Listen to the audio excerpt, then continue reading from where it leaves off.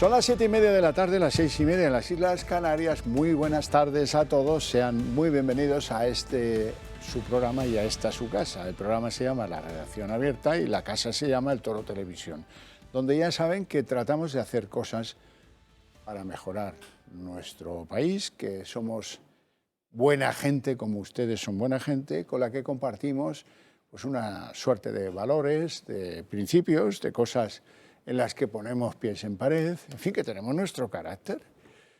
Bueno, porque eso no tiene nada de malo, ¿eh? Yo me siento enormemente orgulloso de esa condición y seguro que ustedes también. Y seguro que también van a querer que sus hijos se sientan orgullosos de esa circunstancia.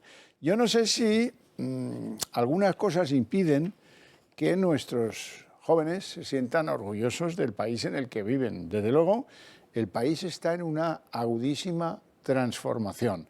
A veces no se sabe si para ofender a otros, a veces no se sabe si esto se hace para contentar a Unidas Podemos, a veces no se sabe si las reformas que este país encara en lo legislativo buscan lo peor de ellos mismos, o es accidente, o cristaliza el mal, o Satanás ya ha dejado de vivir en los infiernos y vive entre nosotros. Yo no lo sé, pero vamos, lo de hoy tiene traca. Lo de hoy es, lo primero, la ley trans. Guay. En esencia, ya me lo han oído contar 1000 veces, se cuenta enseguida. A que un menor puede decidir inscribirse con otro sexo distinto al que le dio la naturaleza y su madre. Bueno, pues nada, ahí hay un rebote bastante peculiar entre el PSOE y Podemos, pero ahí yo no entro porque la verdad es que me parece de locos esto. Lo segundo, la ley del aborto. Ah, pues no, hombre, aquí se nos ha ocurrido, verás, vamos a ver, algo que no nos pide nadie, algo que es irracional. Era que una muchacha a los 16, sin consentimiento de sus padres, pueda abortar. Dice, bueno, vamos a ver, pero vamos a ver, ¿os habéis vuelto locos o qué? Una muchacha de 16 años no puede comprar una botella de whisky porque es menor. No puede conducir, pero claro, no puede votar, pero puede abortar. Esto forma parte de las libertades que da el feminismo. Se lo he oído, no es mía la frase, se lo he oído hoy a esta chica desnortada que se llama Irene Montero, ministra en nuestro gobierno. Y luego viene ya la traca final. Digo la traca final porque aunque son cosas pues, que no afectan al ser humano como las dos anteriores, sino a los animales, sí que es la medida que, bueno, influirá más en un mayor número de españoles. La llamada ley del maltrato animal o la llamada ley del bienestar animal o supuesto bienestar animal. Y ahí ya, bueno, ahí ya es que esto no se pueden comprar animales. Ya me dirán qué hacen en el sector donde venden perritos y gatitos y tortugas y esas cosas. Ah, bueno, que ahora para tener un gato hay que sacarse un carné de tenedor de gatos.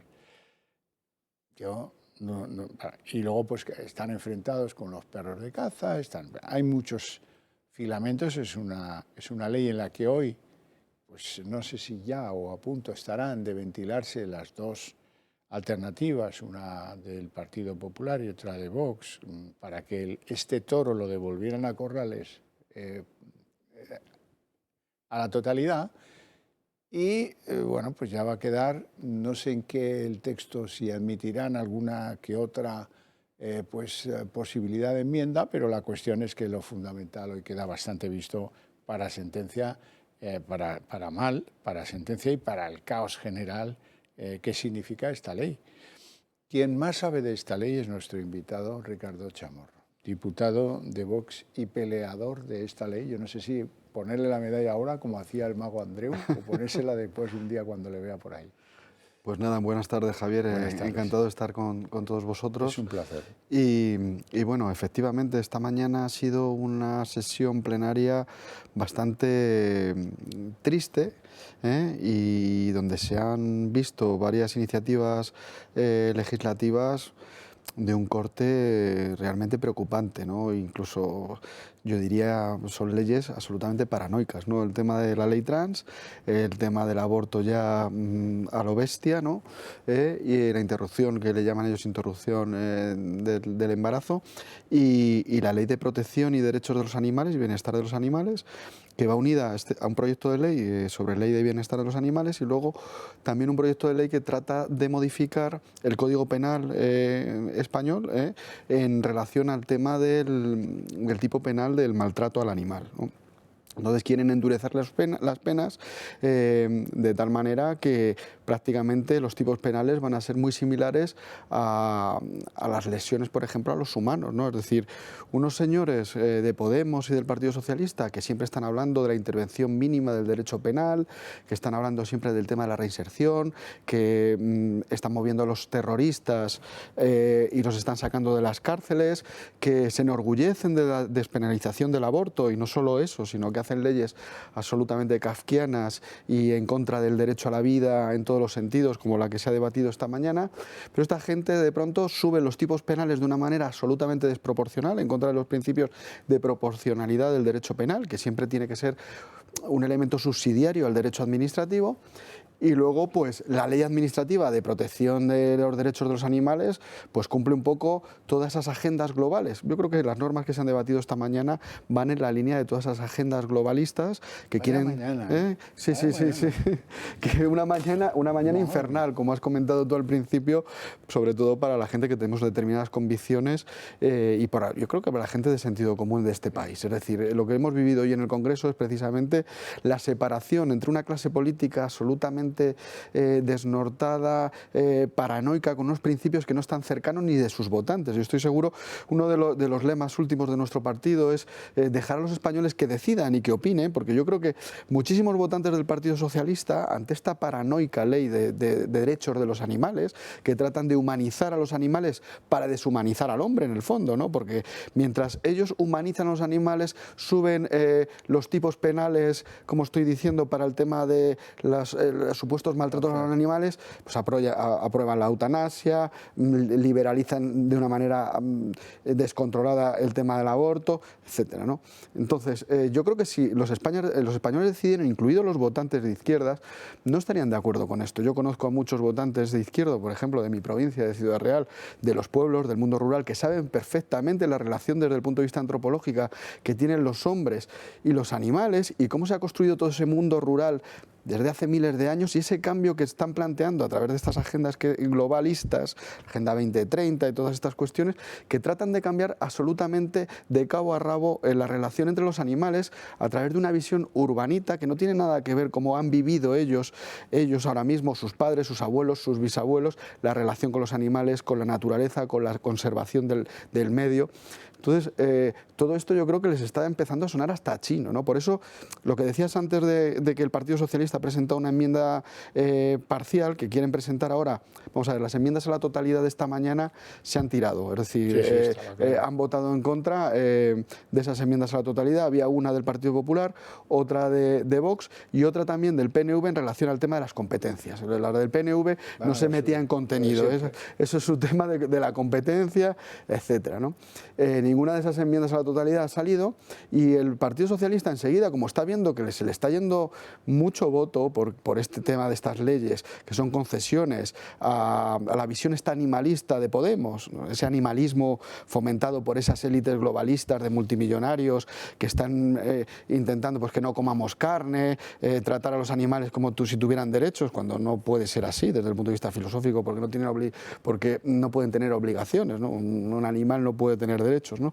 Otra cosa es que tengamos un respeto por el animal y que el maltrato sea una cosa, desde el punto de vista moral para el hombre, pues es algo negativo. Y además nuestro derecho penal ahora mismo ya tenía unos tipos penales que con el derecho comparado europeo están totalmente en línea, ¿no? En línea, es decir, diferenciaban entre los animales domésticos y los animales silvestres, las mascotas. Lo de ahora mismo ya no diferencian nada, son todo animales vertebrados equilibrados, la pena para todos es lo mismo, no diferencia, pues los animales de caza, lo que quiere el Partido Socialista, que decía yo antes, es presentar una enmienda para dejarlos fuera, a los animales, porque ha habido una presión por parte de las federaciones, las asociaciones, esa macromanifestación que hubo aquí en Madrid en contra de la Ley de Bienestar Animal, y quieren así pues limpiarse la cara, pero no deja de ser realmente una escenificación absurda. Además, todas las decisiones que se toman en el Consejo de Ministros son de manera colegiada, es decir, el Gobierno, por mucho que digan que hay una coalición, intenta hacer uno de poli bueno y otro de poli mala,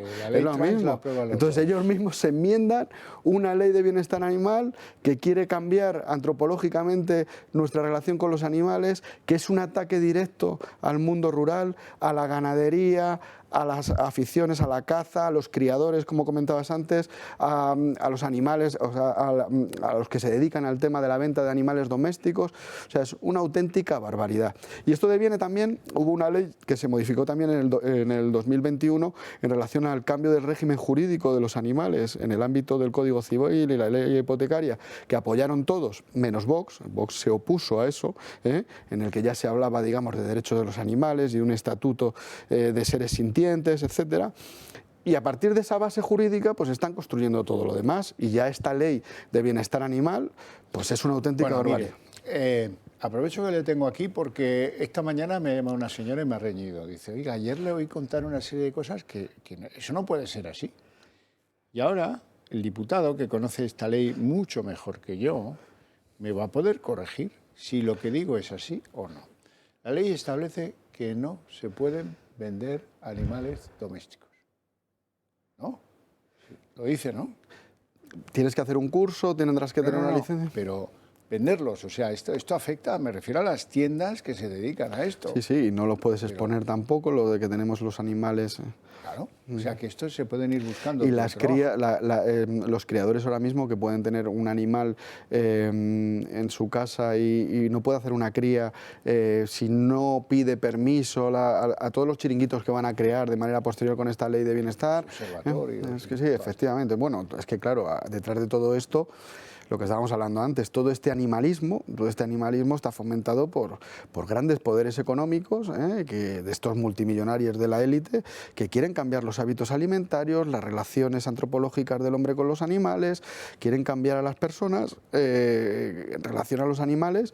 Y, por ejemplo, los 5 financiadores a nivel global tenían un presupuesto de 800 millones de dólares según el informe de la Fundación Toro de Lidia del 2018, ¿no? Solamente las 5 primeras empresas que se dedican a financiar todo este tema del animalismo, ¿no? Entonces, segundo punto, porque esa señora, hemos tenido una larga conversación, de la cual voy a sacar 3 asuntos. El que más me preocupa de todos lo voy a sacar el último porque afecta a la servitud que presentamos ante las ideas y las palabras que nos presenta la izquierda. Pero antes vamos al segundo asunto. El segundo asunto era, yo dije aquí que para tener una mascota ahora hay que hacer un curso. ¿Eso es así? Sí, efectivamente. Yo quiero tener un gato y me tienen que dar el carné de ¿qué? De tenedor de gato. Son chiringuitos. Bien. El tercer asunto, para que veas cómo es de fácil comernos el coco. Me dice esta persona, una mujer, me dice, bueno, es que claro, entonces, ¿cómo vamos a hacer para adoptar un gato? Digo, no, señora, no, mire, no. Si me habla de adoptar, eso solo se puede producir con seres humanos. Un niño o una niña. Usted se refiere a tener en casa un gato, o en la finca, o donde sea, pero no diga adoptar. Uy, ¿qué me dice usted ahora? No, creo que en el idioma español que compartimos, adoptar solo para seres humanos. Y me dice, pero no me diga eso. Si yo la última vez compré 2 gatines y me dieron hasta el carnet de familia numerosa. O sea, ¿hasta dónde llega la chaladura de algunos? Hombre, por favor, ya está bien, ¿no? ¿Cómo frivolizamos? Los animales son los animales. Quererlos está bien, pero no son nuestros hijos animaleros. Efectivamente. lo que hablábamos antes, es decir, una cosa es el respeto por el animal, por la naturaleza, la conservación del medio ambiente, sí, efectivamente, que hay que tenerle respeto, pero evidentemente hay una cosa que se llama, que es la dignidad de la persona, que es una tradición que hemos tenido toda la vida, desde que tenemos civilización en Occidente. Esa dignidad de la persona es de los humanos, el humanismo cristiano, que es el que la raíz que ha llevado a cabo toda nuestra civilización, se lo cargan por completo. La tradición jurídica europea desde el derecho romano la destrozan absolutamente en esta nueva paradigma que están planteando. Entonces es muy peligroso, no tanto para mentalidades urbanitas, que tú ves alguna, pero por ejemplo para las zonas rurales, es que todos esos pueblos, toda la filosofía que existe en el mundo rural está basada en lo que hablaba yo antes, es decir, en esa tradición, esa relación con el animal, cuidar el medio, por supuesto, pero yo soy un ser humano y eso que se ha puesto tan de moda de la economía circular estaba alrededor de la persona, alrededor de la familia. ¿Los burros podrán llevar peso a partir de ahora? Pues va a ser complicado, va a ser complicado, ¿no? Sí, sí, claro, sería explotación, Si el Sergio Gutiérrez de los derechos de los animales, el director de la Agencia de Derechos de los Animales, hablaba de la sindicalización de los perros y todas estas cuestiones, ¿no? Es decir, lo que te he comentado antes, Javier, lo de esta mañana ha sido realmente kafkiano. O sea, todos los debates a la totalidad de las normativas que hemos sufrido esta mañana, ha sido una cosa absolutamente kafkiana. Y esto de los animales, pues exactamente igual, pero claro, es difícil porque pues la gente, por ejemplo, Chenique ha estado hablando de sensibilidades, de su mascota y todo eso, y hay que tenerlo suficientemente claro. Es decir, nosotros respetamos profundamente a los animales, estamos en contra absolutamente de ese maltrato, como hemos dicho antes, y creemos que además maltratar a los animales denigra la moral del ser humano, ¿no? Pero de ahí a considerarlos seres con derechos y que tengan penas mayores que las que se tienen con respecto a los humanos. Fíjate la contradicción. Se aprueba la ley del aborto descontrolada absolutamente esta mañana y a la vez, de manera paralela, se hace una ley para humanizar a los animales. O sea que es el fin, digamos, de toda una civilización, ¿no? De una filosofía y de una antropología que es la raíz de nuestra patria y de toda la cultura occidental y de nuestra sociedad. Ya no es destruir la separación de poderes, la nación como tal, ya es la destrucción de la sociedad, totalmente. De sus elementos comunes. El ser humano ya como si fuera un trozo de carne, un individuo sin dignidad, cosificado. Sí, por supuesto. Chamorro, te agradezco mucho que hayas venido a contar esto. No te puedo dejar marchar sin que me aclares pues en qué anda tu partido, Vox, porque en el día de hoy hemos conocido que ha dejado la Secretaría General Javier Ortega Smith, que va a ser vicepresidente y que va a ser el candidato de Vox a la alcaldía de Madrid. Muchos cambios.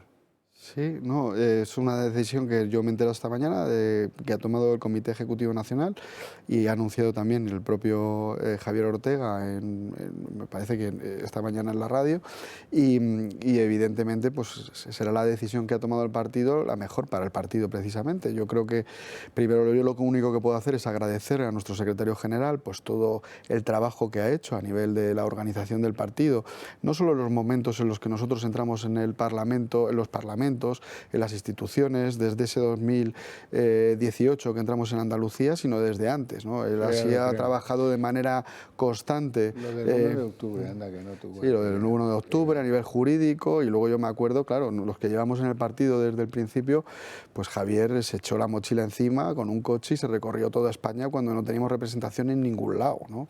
Y cuando el partido estaba en la odisea del desierto, ¿no?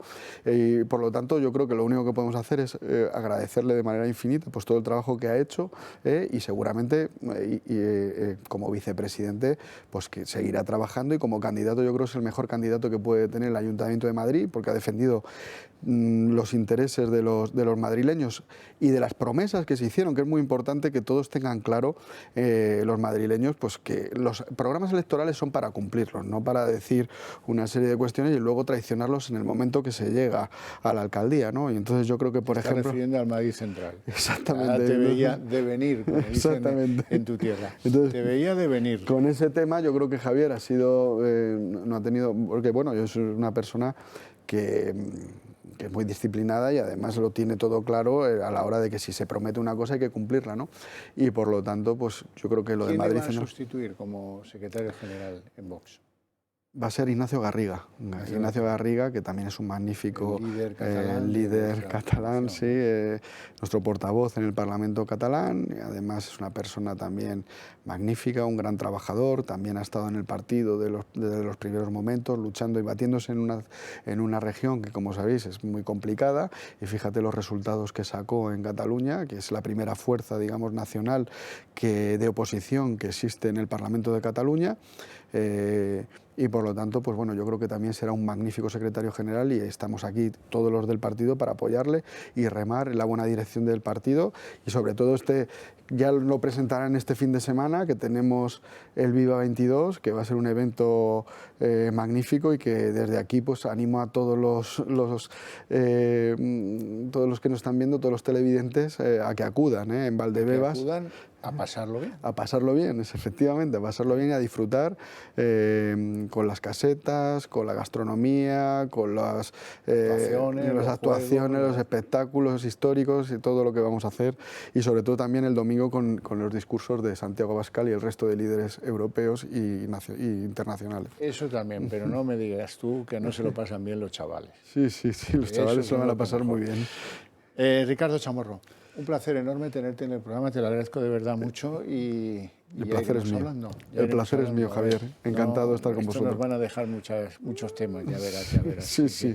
Bueno, quiero que vean ustedes ahora lo que ha pasado hoy en el segundo día del macrojuicio por el accidente del tren Alvia. Hoy declaraba el maquinista y la verdad es que ha dicho cosas tremendas, de mucho impacto.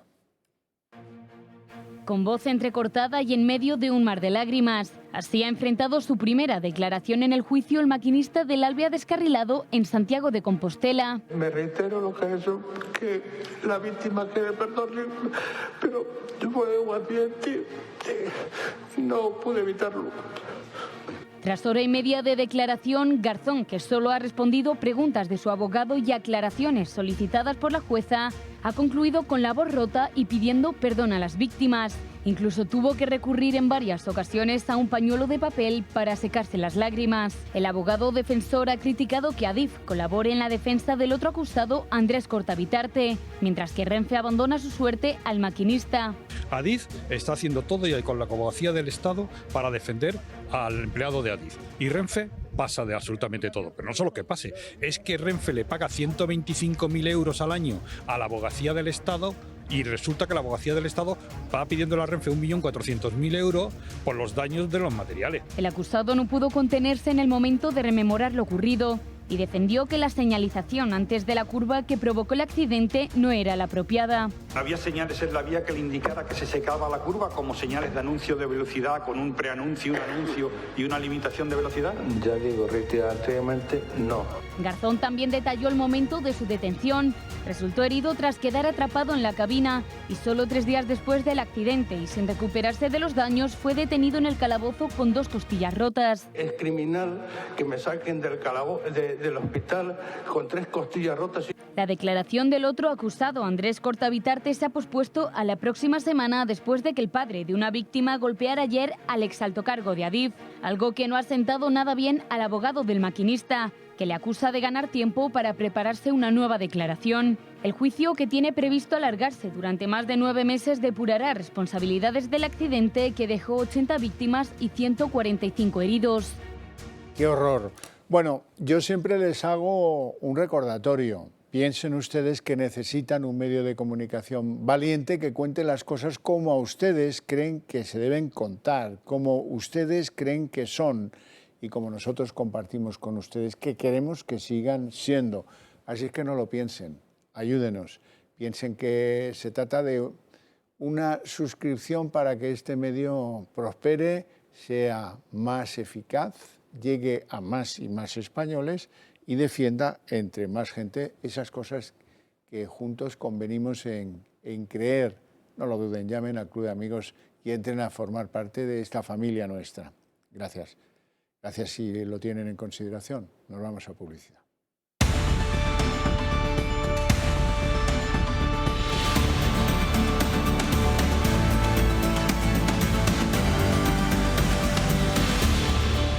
¿Se acuerdan de la mamarrachada aquella de las 50 sombras de Pedro? Aquellos seleccionados por el gabinete de presidencia que los sentaban allí y luego el que leía y decía, hombre, Almudena, me alegra que me hagas esa pregunta. Mañana aquí en esta sala vamos a probar justamente eso que tú me pides.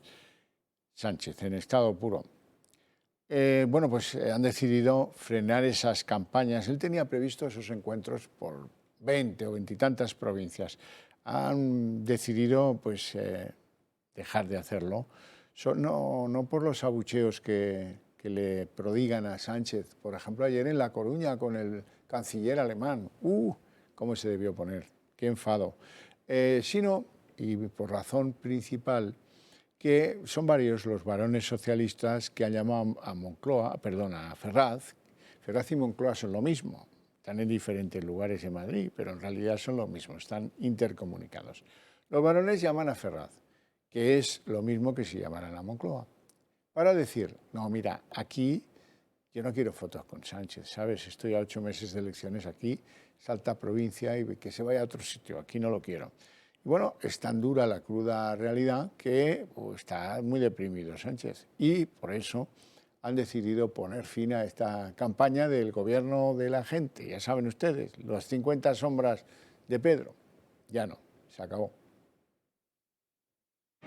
No le gustan los silbidos ni los abucheos. ¡Gobierno división!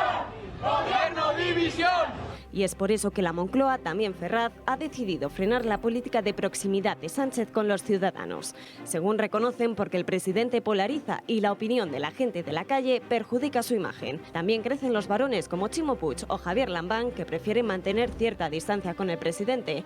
Incluso el manchego García Paje le ha pedido que se mantenga al margen de cara a las próximas elecciones. ¿Le va a pedir que venga o que no venga? No, es que puede interesar de todo, pero los partidos representan un código y un factor constante, pero luego las personas significan cada vez más, y me parece maduro democráticamente.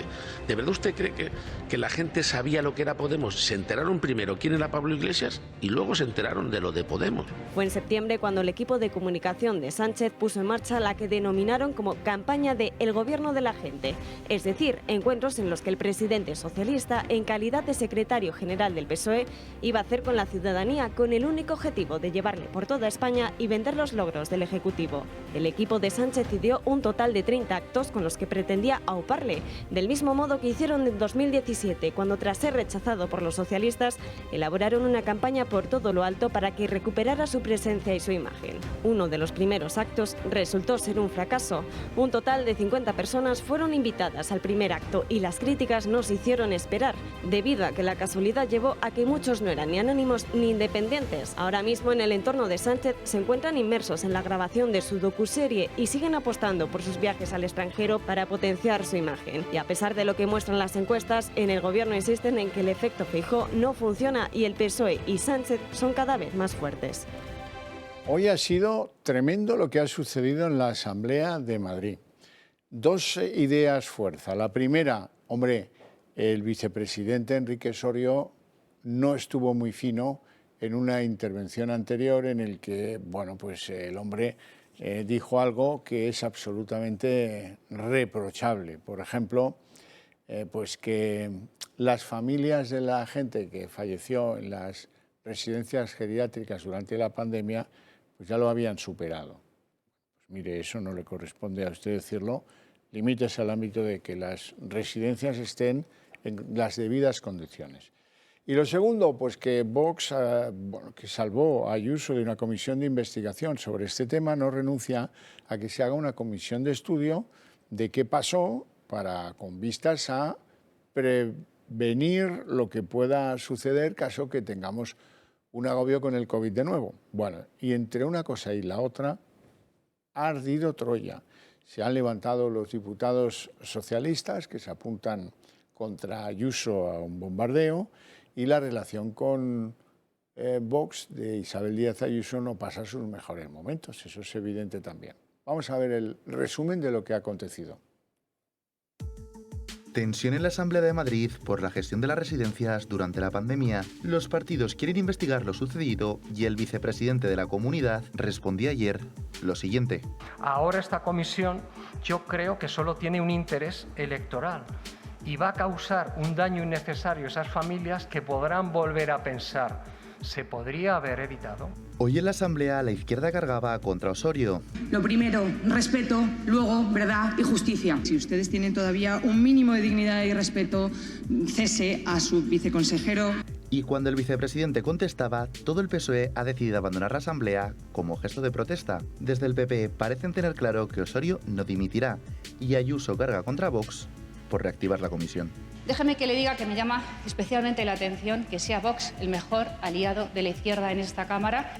Vox presentó el pasado 11 de noviembre la propuesta de investigación con el fin de abordar las necesidades sociosanitarias en las residencias de mayores de la Comunidad de Madrid. Tenemos que proteger también a los más vulnerables, a nuestros mayores.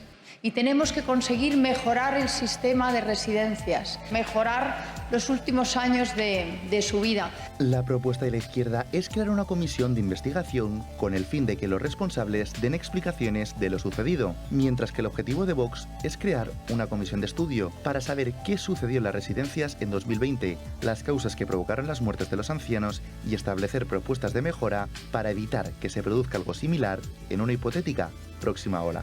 Porque para Vox, si hay que buscar explicaciones, las tiene que dar quien se encargaba de la gestión de las residencias en aquel momento. Nosotros votamos en contra de una comisión de investigación revanchista de la izquierda, porque aquí la izquierda lo que tiene que traer es a Pablo Iglesias a dar explicaciones. Todos los partidos están de acuerdo en que la gestión de las residencias podría mejorar, pero no se ponen de acuerdo en la manera de hacerlo. Bueno, pues cambiamos de tema. No tiene nada que ver lo que viene a continuación con lo anterior. Vamos a hablar del hidrógeno verde. Habrán oído ustedes hablar y mucho de que ahí podríamos tener una senda energética de futuro para los países donde no tenemos la suerte de tener recursos energéticos, caso de España, por ejemplo. Bueno, pues una de las personas que más sabe de las posibilidades del hidrógeno es don Marcos Rupérez, que es colaborador de OBS Business School. Muy buenas tardes, don Marcos. Buenas tardes, ¿qué tal? Bueno, lo primero de todo, dicen que le llaman verde, yo no acabo de entender muy bien por qué le llaman hidrógeno verde, y estoy muy a favor de la tecnología esta, ¿eh? Pero vamos a ver, si lo hacemos con un aporte energético, por cierto, carísimo, que es pues de energías, digamos, bastardas. Así que, hombre, llamarle verde me parece un poco un atrevimiento, ¿no? Bueno, el hidrógeno lo primero a aclarar es que es siempre transparente, eso para empezar, como todos los gases combustibles. Bueno, se le llama verde en base a las garantías de origen, o sea, se llama verde cuando ha sido generado con energías renovables. El hidrógeno es un gas que está en las estrellas y está en muchos sitios en el universo. Entonces, el color verde es como una manera de entendernos entre nosotros para decir que se ha generado sin emitir CO2, sería la palabra lo más sencillo de explicar. Bueno, ¿qué expectativas le ve usted al hidrógeno como energía sustitutoria? Sabemos que hasta ahora, donde estamos, digamos que anclados, es en que pueden mover centros de enorme gasto energético, por ejemplo, empresas que producen fertilizantes o determinada sintetización de plásticos o incluso refinerías. Pero que nadie espere ir en coche de hidrógeno verde.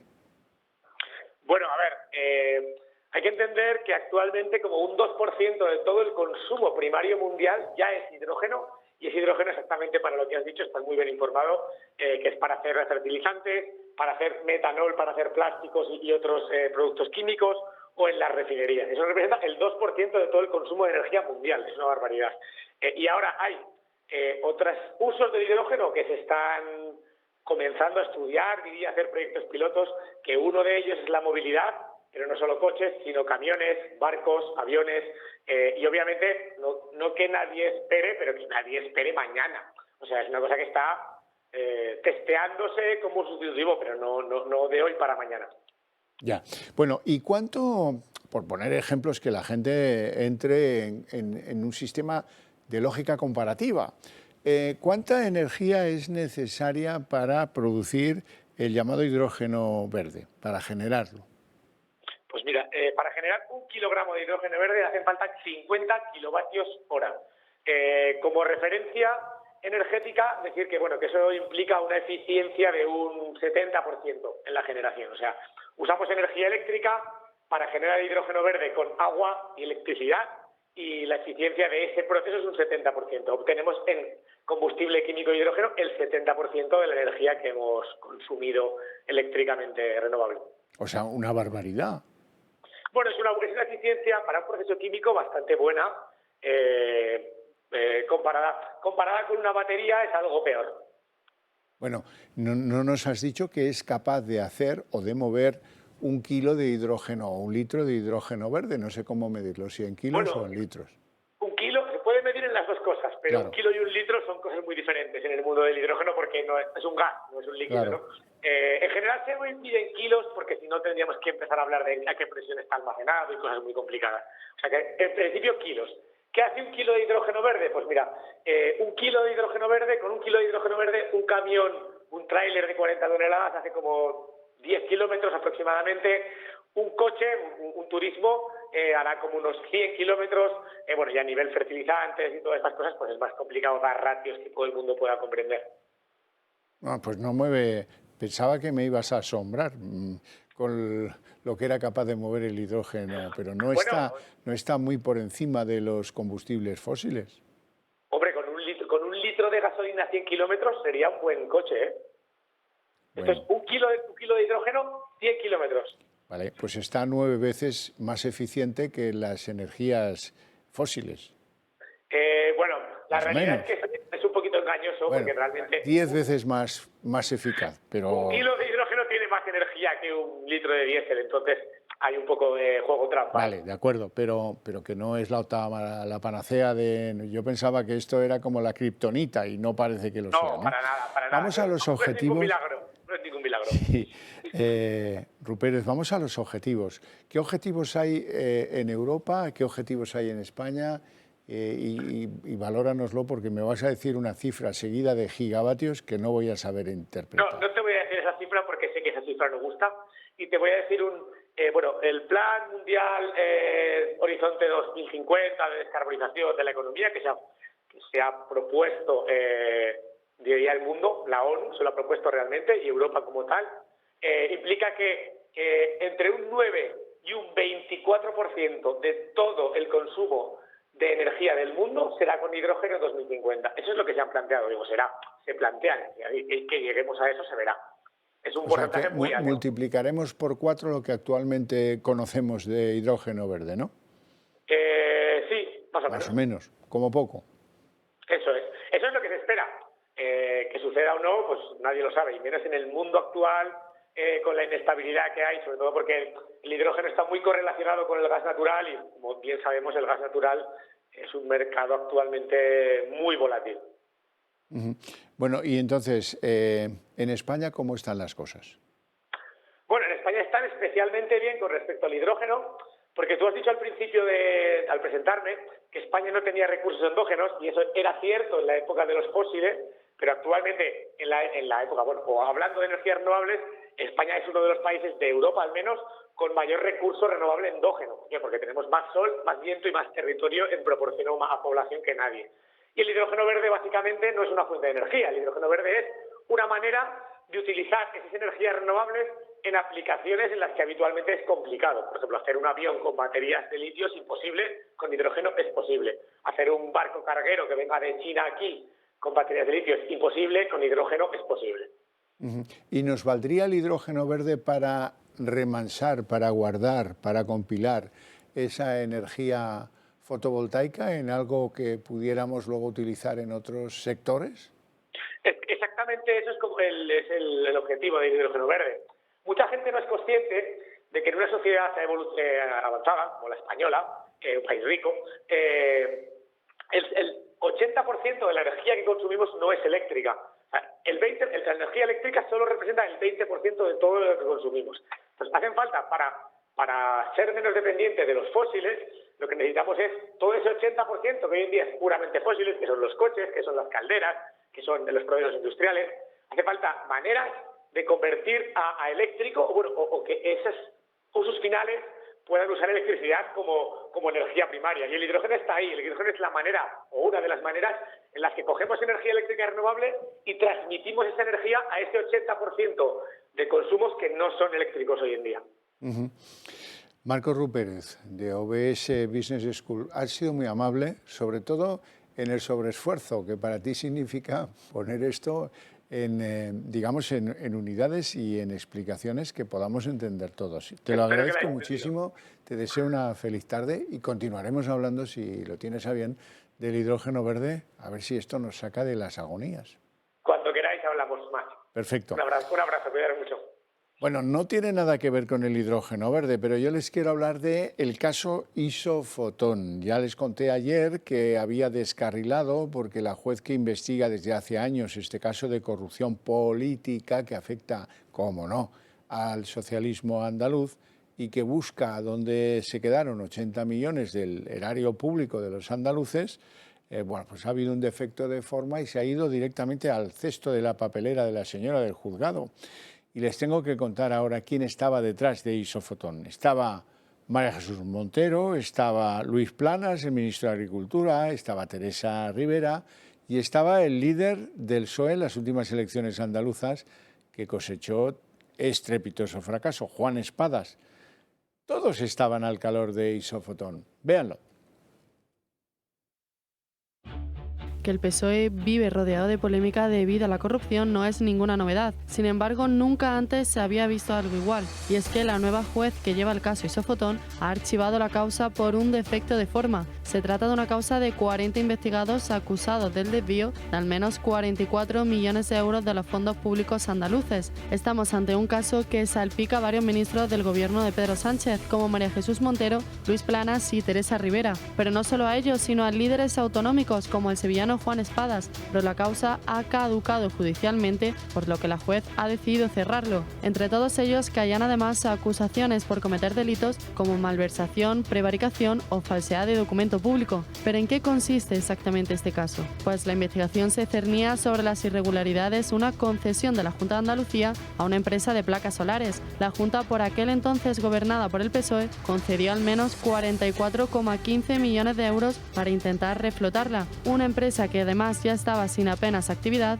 por lo que acabó quebrando un año después, en 2014. En ese momento, Juan Espadas, María Jesús Montero y Luis Planas eran consejeros y formaban parte de la Comisión Delegada para Asuntos Económicos. Teresa Rivera, por su parte, era la directora general de Desarrollo Estratégico y Nuevos Mercados Internacionales. Una corrupción, la del PSOE, que no para de crecer, pero que no deja ningún condenado en prisión. Un economista de tomo y lomo, John Stuart Mill, decía algo que luego la frase se ha hecho famosísima y nadie la relaciona con un economista, por cierto. El mal avanza cuando el bien descansa. ¿Sí? Y hoy ha avanzado, ¿y de qué forma el mal en nuestro Congreso de los Diputados? ¿Por qué? Pues porque espaldarazo definitivo a la ley llamada trans, que es la que permite que los menores se cambien el sexo cuando les dé la gana, pasando por el registro, ¿verdad? La ley del aborto, que consolida el llamado derecho a que las menores de 16 años aborten. No pueden comprar una botella de whisky, pero pueden abortar, según esta ley. Y luego por la tarde, esto no se ha aprobado aún, pero han caído las propuestas de enmienda a la totalidad que presentaron el PP y Vox contra la llamada Ley de Protección Animal. En fin, qué menudo día, ¿eh? Vean. El Congreso impulsa las leyes de Montero. La ley trans y la reforma de la ley del aborto seguirán su tramitación parlamentaria. Podemos se impone. PP y Vox han presentado 2 enmiendas a la totalidad sabiendo ustedes que las van a perder. Necesitan poner toda la carne en el asador para intentar frenar el avance de esos derechos feministas. Partido Popular y Vox se quedan solos en su rechazo. Esta ley pretende fomentar la transexualidad bajo el pretexto de evitar la discriminación. ¿Fomentarla para qué? Y se abre paso ahora a una compleja negociación entre Podemos y sus socios del Ejecutivo, en concreto con la ley trans, que enfrenta tanto al colectivo LGTBI como a las mujeres socialistas que llevan por delante la bandera del feminismo, como la exvicepresidenta Carmen Calvo. La ley trans, conocida como Proyecto de Ley para la Igualdad Real y Efectiva de las Personas Trans y para la Garantía de los Derechos de las Personas LGTBI, tiene su punto más polémico en la libre autodeterminación de género, es decir, que cualquiera pueda cambiar en su DNI de nombre y de sexo sin necesidad de informes médicos, e incluso que los niños desde los 12 años puedan tener acceso a este derecho, también que puedan someterse a tratamientos hormonales o cirugías gratuitas para cambiar de sexo. Pero el Congreso también ha dado luz verde a la aceleración de los trámites que conviertan en una realidad y antes de que termine el año la interrupción voluntaria del embarazo, una normativa que permitirá que las niñas desde los 16 años puedan abortar de manera libre sin consentimiento de sus padres o tutores legales y además hacerlo en hospitales públicos. Y con este punto se eliminarán también los 3 días de reflexión hasta ahora obligatorios. La píldora del día después se dispensará de manera gratuita en los centros de salud y habrá una baja laboral por regla incapacitante. En definitiva, el Congreso ha acelerado la vía para legalizar las leyes estrella de un ministerio que se hace con casi 560 millones de euros de los presupuestos. Bueno, muy bien. Y nos queda la ley de protección animal o de bienestar animal, que es como técnicamente se llama ley de bienestar animal, aunque, como han oído antes al diputado Chamorro, es un disparate de arriba abajo. ¿Quién la defiende y con qué argumentos? Vamos a escuchar a Echenique y sus argumentos.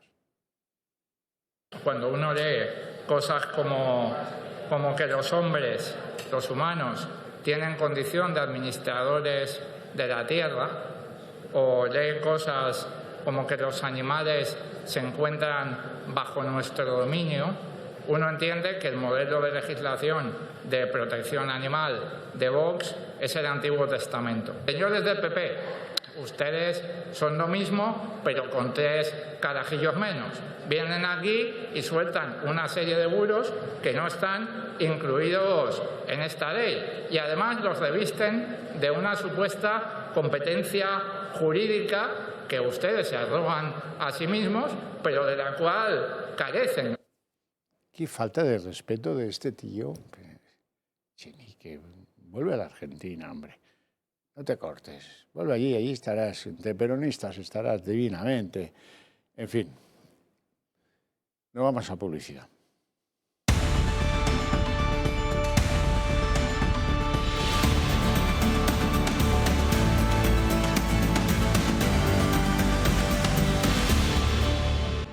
Bueno, vamos con la mesa de análisis político. De momento me acompaña, luego vendrá un segundo contertulio, pero está conmigo ya don Joaquín Nebrera, eminente jurista, buenas tardes, historiador, muchas gracias, e impulsor del Club Liberal Español, que por cierto tiene un libro en el que de forma, yo creo que visionaria, el libro se llama Dignidad Humana y se lo recomendé en su día y se lo recomiendo ahora, Crisis ética de nuestra civilización. Yo no sé, debe ser mérito del diseñador de la portada, pero aquí hay 3 humanos que tienen, ahí lo ven, hay 3 humanos que tienen, el uno cornamenta cabrilla, el otro orejas de equino y el primero de can. Y esto viene que ni al pelo, querido amigo, porque hoy hemos aprobado 3 leyes que lo cambian todo. Y aquí nos hemos dicho 1000 veces que esto lo que quieren es romper la división de poderes. No, lo que quieren es romper la nación. No. Estas leyes que están cambiando rompen algo más importante, que es la sociedad. Empezamos, si a usted le parece. Muy bien. Por turnos o por fases. Elija usted el territorio. Trans, aborto la primera es el o aborto, bienestar animal. Aborto. La primera es el aborto. Primero, lo he dicho alguna vez más aquí, el aborto es un problema ético, no es un problema moral. Los que además de ética tenemos moral, pues naturalmente nos arreglaremos nosotros con nuestra moral. Pero lo que sí afecta, concierne a todos los ciudadanos es la ética de nuestra civilización, que establece que la vida es un derecho absoluto.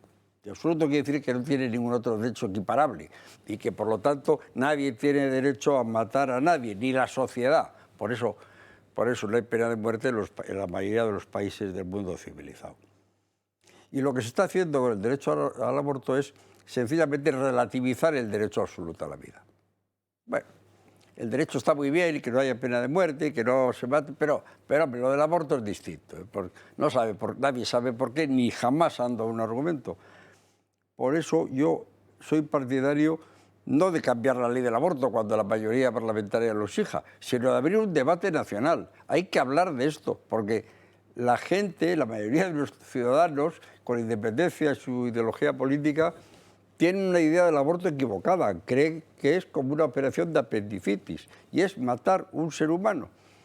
La comunidad científica es... Mucho menos que una apendicitis, casi como cortarse las uñas. Sí, la comunidad científica es prácticamente unánime en que el embrión, desde que se empieza el proceso en que el espermatozoide entra en el ovocito, tiene una identidad de ser humano. Tiene sus 46 cromosomas y tiene su ADN distinto del papá y del de la mamá. Por lo tanto, es un ser humano. Por lo tanto, cuando se decía hace tiempo es que las mujeres tenemos derecho a usar nuestro cuerpo, no, es que no es tu cuerpo. Tú lo que tienes es algo mucho más grave. Lo que tienes es, la mujer embarazada lo que tienes obligación de tutela sobre un tercero que tiene en la barriga. Bueno, hoy la aportación de la ley del aborto, que ha quedado hoy prácticamente vista para aplicación, es que las menores de 16 años, las mismas que no pueden comprar una botella de whisky porque no están legalmente autorizadas, o no pueden votar, no pueden conducir, pueden abortar sin permiso de sus representantes. Porque el grado de vulgarización del aborto ha llegado al extremo que se ha convertido en un método anticonceptivo. Sí. Hay 90 y muchos mil, el 21 fue un año singular por la pandemia, este año 92, 2022, llegaremos a muy cerca de 100.000 abortos. Y si se ve la estadística del Ministerio de Sanidad por edades, de las que se ha producido el aborto, hay mujeres que han llegado hasta tener 6 abortos ya. Pero por las edades es manifiesto que se está usando el aborto como un método anticonceptivo. Sí, sí. Sin duda. Bueno, doy la bienvenida a don Roberto Hernández, periodista y presidente del Club de los Viernes. ¿Cómo estamos? Razonablemente bien. Es cierto. Hacía tiempo que no le veía y le dejo opinar.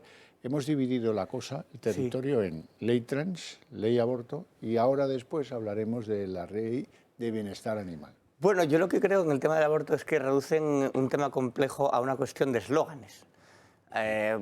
Banderas que enarbolan, mi cuerpo es mío, ese tipo de cosas, es mi decisión. Bueno, a ver, hay una cantidad de matices en esto que reducirlo todo a hago lo que quiero, sin ningún tipo de consideración, más allá, ni ética, ni moral, ni médica, ni científica, es un error. Asimismo, hablar a veces como se habla de asesinato en una fase de cigoto o embrionaria, también son términos que yo veo maximalistas. Que debería ser un debate abierto, pero que con este gobierno es muy difícil, porque lo que se mueven es por la propaganda, por los golpes de efecto, por la Agenda 2030 y por decir, venga, vale, sí, que las niñas de 16 años puedan abortar sin el permiso paterno, pero oiga, eso es una salvajada porque las niñas lo van a ver como, bueno, es una forma de ocultárselo a mis padres, contestataria, no hay problema, se frivoliza. Es un guiño a vótame que te da la libertad. Exacto, se banaliza la cuestión también. Entonces, claro, es eso, un debate que podría ser abierto, plural, interesante, con mucho que aportar, es una guerra de trincheras. Bueno, es un debate de la ciencia. Es que si el embrión, el cigoto, el feto es un ser humano o no, solo lo pueden decir los biólogos y personas de similar conocimiento. Irene Montero. Irene Montero también, por supuesto. Fue número 1. Pero vamos, en el orden de la generalización es para cosas de biólogos, ¿no? Roberto, hay un detalle no menor en la ley trans, y es que Pedro Sánchez pasa de entender lo que dice Carmen Calvo, que fue muy explícita. Esto se va a llevar por delante las leyes feministas que tantos años llevamos produciendo. Pasa de todo Pedro Sánchez y ofrece esto como el sacrificio de las vestales a la paz con Unidas Podemos, ¿no? Sí, al sector más intolerante y más radical del feminismo que por desgracia existe en España. A ver, para tú proceder a un cambio de sexo, por ejemplo, tienes que demostrar, si esa es la palabra, o que un médico catalogue que hay disforia de género, que es algo que existe, está catalogado y tal. Ahora ya no. Ahora basta con que llegues y digas, oiga, yo me quiero cambiar de sexo, como el que quiere cambiar las ruedas del coche. ¿Cómo te vas a llamar? Claro. Julia. Bueno, ¿Pero qué prueba tiene? ¿Está diagnosticado como disforia de género? No, bueno, pues porque me apetece, hoy me levanto y me siento mujer. El caso reciente escandaloso, el que motiva la declaración de Carmen Calvo. Un tío acusado de violencia de género dice, no, ¿pero qué dices? Si yo me llamo Julia. Claro. Tal cual. Y pues oye, si se llama Julia, de género no va a ser. Este tipo de situaciones tan llamativas, tan escandalosas, de un país un poco esperpéntico, es a lo que nos ha llevado tener al frente de ciertos ministerios a unas individuas que no están capacitadas ni para llevar un mercadillo de rastro. O sea, es todo Occidente, ¿eh? Esto no es, gracias a Dios, no solo de España, o gracias a Dios por desgracia. Aquí es más. El Ministerio de Igualdad no tiene homólogo en otros países. Está todo más acelerado, ¿no? Sí, sí. Yo creo que seguimos en un régimen de confusión, y por lo tanto solo un debate nacional serio puede aclarar las cosas. Primero, hay que distinguir transgénero de transexual. El transexual es la disforia de sexo, es decir, una persona con cuerpo de mujer se siente hombre, o un hombre con cuerpo de mujer se siente mujer. Eso es, y eso solo lo puede diagnosticar porque puede estar primero porque puede ser un gamberro que quiere hacer lo que no debe, pero incluso la ley. De buena fe puede creer que tiene una disforia y un psicólogo y los médicos correspondientes pues le sacan de su error o confirman que tiene una disforia. Y si tiene una disforia, está previsto en la sanidad española todo, y toda la sanidad civilizada, el tratamiento adecuado. Unos casos son más complejos que otros, ¿no? Pero cuidado, no hay que confundir eso con transgénero. Como el género no existe, el transgénero tampoco. ¿Qué quiere decir? El género es fluido. No, es todo lo que quieran. No, transgénero quiere decir lo que se quiera.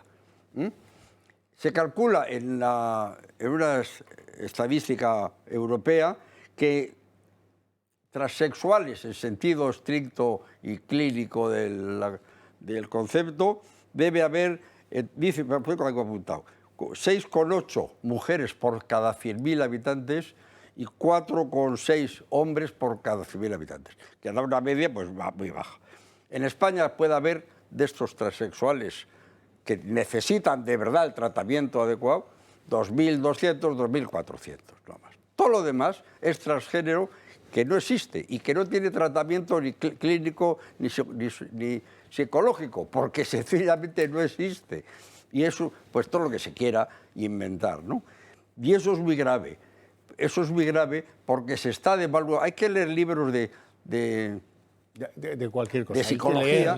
Hay que leer libros de psicología para ver que los psicólogos dicen que es que a los transexuales de verdad les están haciendo la puñeta con todo este lío. Porque ellos no quieren ser transexuales.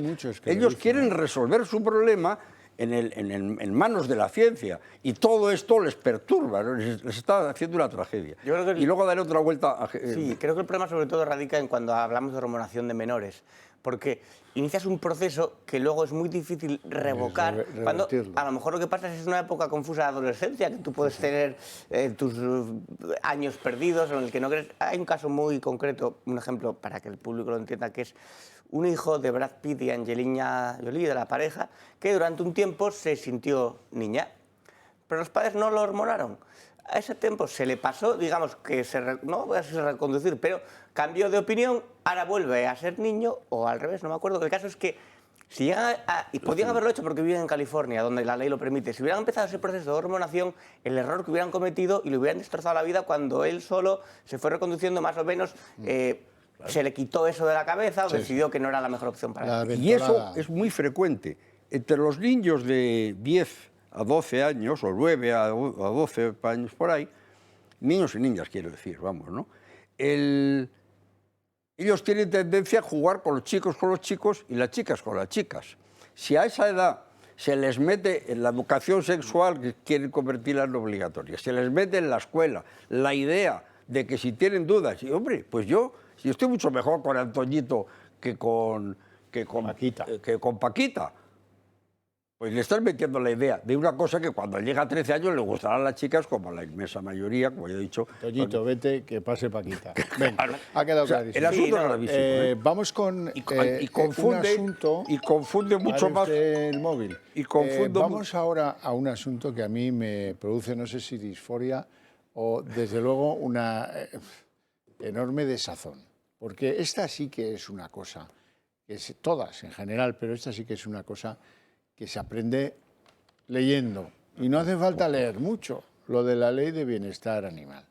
Pero, pedazo de mendrugos, los animales a los que no quiere nadie maltratar, y el que lo quiera no es propiamente humano, los animales que los queremos mucho, que tenemos en nuestras casas, que nos hemos criado con ellos, que les tenemos un aprecio singular, muy especial, sí, pero no tienen derechos. ¿Por qué no tienen derechos? Porque no tienen obligaciones. Efectivamente, con lo cual... ¿Y por qué no tienen obligaciones? Porque no tienen conciencia del bien y del mal, porque no tienen conciencia de ser conscientes, porque no tienen voluntad, porque funcionan por instinto y porque no tienen capacidad de amar. Y con todo eso es lo que tenemos los seres humanos y por eso tenemos derecho a la libertad. ¿Qué promueve esta ley, Roberto? Pues promueve indirectamente la deshumanización de nuestra sociedad, porque establece un código penal que impone unas penas a los que producen daño a los animales que casi son equiparables con producir daños a otros seres humanos. Es que realmente no tienen derechos porque los derechos son los derechos humanos, no existen los derechos de los árboles ni los derechos de los ríos. Claro. Cuando humanizas al animal es cuando lo estás maltratando, realmente. Cuando lo intentas tratar como una persona y ponerle vestiditos y darle de comer jamón y que duerma en una cuna y sacarlo, eso para el animal va contra su propia naturaleza, digamos. Cuando dices que lo adoptas. Claro, entonces no tienen derechos evidentemente porque no tienen deberes, es decir, no tienen tampoco obligaciones fiscales, ni tienen derecho al voto. No tienen conciencia del bien y del mal. El animal, el perro, tú no puedes exigir a un perro que no te muerda. El perro te muerde o no te muerde, depende de cómo le vaya. Claro, si está más educado, si está más ordenado su instinto. Como decía uno, por mucho que le expliques al tigre sobre el Erasmo de Rotterdam o le hables sobre la racionalidad, no vas a convencer al tigre para que no ataque a la cebra a determinadas horas o en determinadas temporadas, etc. Es su condición. Es una cosa tan evidente que solo, insisto, como dice Javier, lo único que se pretende es vulgarizar el concepto, relativizarlo todo, el concepto de ser humano, quiero decir, relativizarlo todo, porque así se mina la sociedad.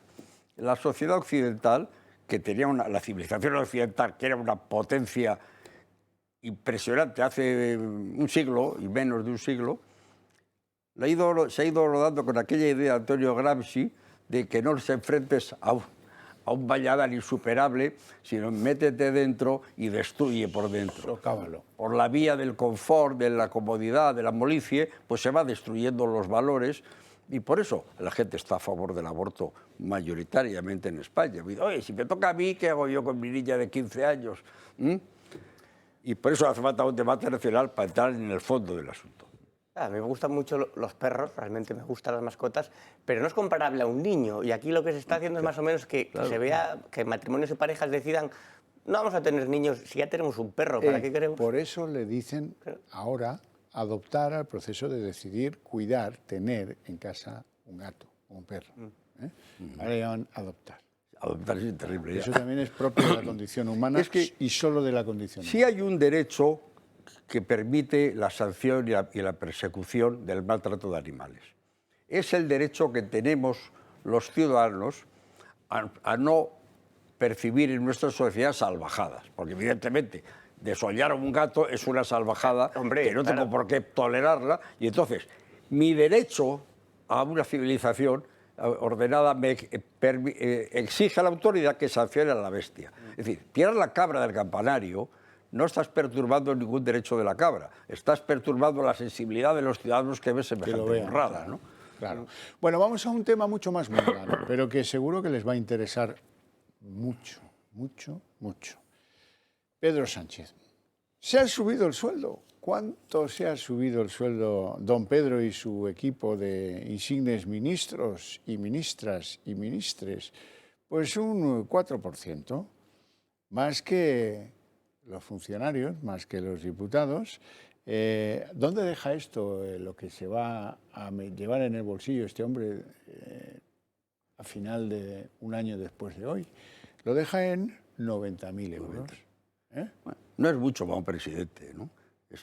No, Batet cobra más que este, está claro. Sí, bueno, claro. Probablemente tenga más estudios que él, ¿eh? Sí.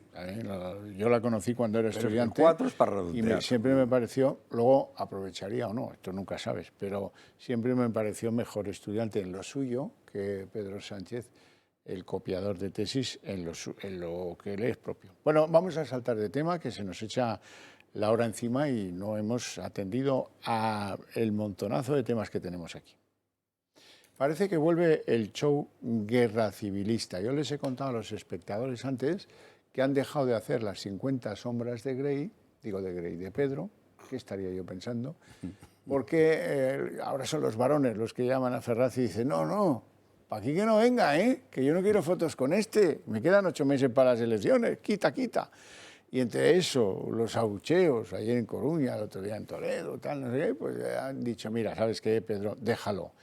El gobierno de las gentes se va a tener que abrigar de otra forma. Con esos actos no te conviene. Ahora, eso sí, lo que han desenterrado y de qué manera es el show guerra civilista con nuevas y programadas exhumaciones que se irán calentando porque alguien cree que esto da votos. Ya me dirás. Primo de Rivera, José Antonio Primo de Rivera y Queipo de Llanos son los grandes objetivos de este año electoral. Claro, ya Franco ya no, claro, este es el problema, ¿no? Bueno, lo cuenta Bolaños, el conocido en la Moncloa como el Monaguillo. ¿Así? Que no pueda haber ningún lugar preeminente para personas que hayan protagonizado la dictadura, el golpe de Estado. Es decir, ¿Queipo de Llanos tiene que salir ya de la Macarena? Bueno, claro, a partir de ahora la ley establece que no tengan ningún lugar preeminente y, por tanto, una vez que la ley entre en vigor, se iniciarán las actuaciones. No solo es el caso de Queipo de Llanos, José Antonio Primo de Rivera, que también está en el altar mayor del Valle de Cuelgamuros, porque se resignifica el valle y ya no lo llamaremos el Valle de los Caídos, será el Valle de Cuelgamuros. Bueno, y ahora viene lo espectacular. Creo que es el primer anuncio en este sentido de Alberto Núñez Feijóo. No había dicho hasta ahora, voy a derogar cuando llegue a Moncloa, nada. Esto sí. Ha dicho que esta ley de memoria, requete memoria y archimemoria de las exhumaciones sí va a ser derogada, así que gane las elecciones. Y dice, Bildu no puede ser el notario que reescriba la historia de España. Le doy toda la razón. Ojalá cumpla con lo dicho. Pero, adelante. No, es que esto de reabrir heridas fratricidas cuando ya se intentaba haber cerrado la Constitución viene de la época de Zapatero, que fue un hombre que hizo muchísimo mal a España, y se trata de legislar la memoria por decreto. Pero ¿cómo vas a elegir la memoria por decreto? Una ley que legisle sobre la memoria, pero si hay libros, hay documentos para que cualquier español pueda, si quiere, instruirse sin que el gobierno te diga lo que tienes que pensar. Además de distintos signos, desde Ian Gibson, Paul Preston, Pío Moa, Chávez Nogales, Julián Marías, como pudo suceder, etc. Entonces, que sea el gobierno que te diga esto es lo bueno, esto es lo malo, olvidando los matices, ¿no? Queriendo volver sobre algo que afecta a las personas mayores que lo vivieron y nosotros tenemos que ver desde una perspectiva histórica, quieren que nos lo vamos a enfrentar, a discutir, y luego la cuestión es ¿dónde pones el freno? O sea, vale, ¿por qué Queipo de Llano y no Yagüe, o Mola, o Aranda, o Calvo Sotelo? O Indalecio Prieto. Claro. Igual o Largo Caballero. A Carrillo, a Fraga. Es que empiezas con una para volver a avivar odios y que la gente discuta y enfrentar a unos españoles con otros, que me parece responsable y a mí me parece de de poca altura de miras de lo que fue realmente la guerra civil. Yo creo que hay una cosa más de fondo, que el Tribunal Constitucional tendrá que percibir, aunque lo elija los 37 o los 600 que sea, da lo mismo, los elija todos Pedro Sánchez. Picarón. Que es una limitación a la libertad de pensamiento, a la libertad de cátedra y a la libertad de expresión. Es saber quién es el historiador que escribe un libro sobre la batalla del Ebro. Porque tiene que decir que ganó Lister. Es que es una cosa, es inconcebible, vamos, es inconcebible. Yo creo que eso no pasa el Tribunal Constitucional, aunque sean todos de ellos, ¿no? Lo peor es que alguien cree que esto da votos. Esto es lo que a mí me parece perturbador. ¿Por qué? Salgan a la calle y pregúntenle a la gente joven si sabe quién era Queipo de Llano o si sabe quién era Primo de Rivera. Nosotros lo hemos hecho. Este es el resultado. Primo de Rivera, déjame, me suena, pero no, ahora mismo no caigo. Hombre, me suenan. Lo sé perfectamente. Uno fue militar, fueron militares, y hace años. Queipo de Llano fue un general franquista de la guerra civil, implicado en la represión en Andalucía, y Primo de Rivera, supongo que el hijo, pues fue el fundador de la Falange. Queipo de Llano, cuando la época aquella. Pues estoy muy mal de historia, o sea que no te lo puedo contestar, lo siento. Fueron dos generales, ¿no? ¿De qué época? ¿Del siglo XIX? No me acuerdo ahora la época. José Antonio de Primo de Rivera fue el fundador de la Falange. Y Queipo de Llano fue un militar que estaba en Andalucía en la época del alzamiento. Es curioso porque el que saca mejor nota olvida un pequeño detalle. Que José Antonio Primo de Rivera fue fusilado por sus ideas. Fusilado por sus ideas antes de que empezara la Guerra Civil Española. Claro. Me llama la atención que tampoco eran tan jóvenes los que salían ahí, gente talludita. Y si hay este desconocimiento sobre el siglo XX... Es que si lo preguntamos a los jóvenes... si vamos más atrás, al siglo XIX, las guerras carlistas, o si vamos al alzamiento del 2 de mayo, o, no sé, la restauración, la ilustración... Es alucinante. Tienes razón. Bueno, es lo que hay. Sí, es lo que hay. No es lo que hay, pero es que se ha hecho así. No, tú planteabas, Roberto, una pregunta interesante. Tú eres más joven. ¿Por qué Queipo de Llano y no otros? ¿No? Porque depende de dónde está enterrado, puede ser, ¿no? Creo que está en la Macarena, ¿no? Porque no quieren en lugares públicos. Creo que está en la iglesia de la Macarena. Que no sé si de quién es, católicos, que no sé de quién es propiedad, porque... Si está en la iglesia, yo no sé. Bueno, vamos a seguir avanzando, que se nos echa el tiempo encima, como ya he dicho hoy 2 veces. Resulta que ahora el gobierno tiene mucha prisa en meter unos cambios que permitan sustituir al que mandaba en Radio Televisión Española por una que ya sabemos quién va a ser. ¿Por qué tienen prisa? Porque hay un dinero para repartir que va a parar a unas productoras que hacen cosas afines, alguna de ellas hasta probablemente tenga que ver con la famosa serie, no Yo Claudio, sino Yo Pedro. Uno se acordará, la serie de Pedro. El productor es el nieto del general Varela. Sí, señor, y a la vez hijo de Paco de Lucía. Sí, claro, porque una hija de Varela se casó. Bien, Varela, a ver, salga usted a preguntar a ver quién era. Tenía 2 laureadas. Sí, el general Varela. Bueno, le matan 2 veces. Vamos allá. ¿Qué pasa en Televisión Española? Todo tiene una explicación, y es que nadie entendía las prisas del presidente del gobierno por relevar al antiguo presidente de Radio Televisión Española, José Manuel Pérez Tornero. El objetivo del gobierno iba más allá, y no es por el control político, que ya lo tienen, sino por el económico. Las prisas del Ejecutivo por hacerse con la batuta de Radio Televisión Española esquivando el control del Congreso de los Diputados es un hecho, y es que según el sindicato Uso, vienen a por la pasta y concretamente a por los 30 millones de euros que hay en juego para repartir a productoras amigas. A pesar de haber sido nombrada presidenta interina, Elena Sánchez tenía las manos atadas para cuestiones económicas. No podía realizar ceses ni nombramientos, ni podía sacar adelante los contratos más importantes, que son los que tienen que ver precisamente con el negocio de las productoras. Básicamente, para ello se requiere de poderes ejecutivos. Únicamente el Congreso de los Diputados tiene la potestad para elegir elegir al presidente ejecutivo, algo que al gobierno le ha dado lo mismo y ha decidido aprobar un Real Decreto para dotar de plenos poderes ejecutivos a su elegida. Una decisión que se ha saltado los estatutos de Radio Televisión Española y el reglamento del Consejo de Administración. Lo más sorprendente es que su excusa es que la situación no se podía mantener más. Lo venden como que esta situación no se podía mantener en el tiempo, pero es que ni siquiera han hecho el intento de cumplir con los estatutos ni con la ley. Y es que ahora mismo RTVE tiene en el aire la aprobación de 11 proyectos de producción por un valor de 30 millones de euros, cuyos contratos estaban a punto de firmarse, algo que no puede hacer un presidente interino, lo que explica las prisas del gobierno de dotar de poderes ejecutivos a Elena Sánchez. Además, entre esos 11 proyectos destaca un contrato millonario para José Miguel Contreras Prisa y Julia Otero, por el que la conocida periodista volvería a Televisión Española para presentar un programa que contaría con un presupuesto de unos 5 millones de euros. Bueno, este programa se llama La Redacción Abierta porque es una redacción abierta. Se acaba de producir una noticia que merece la pena que conozcan. Una explosión bastante importante en Alcorcón, Madrid. Hay 3 heridos graves y la circunstancia pues es importante porque 2 de ellos son menores.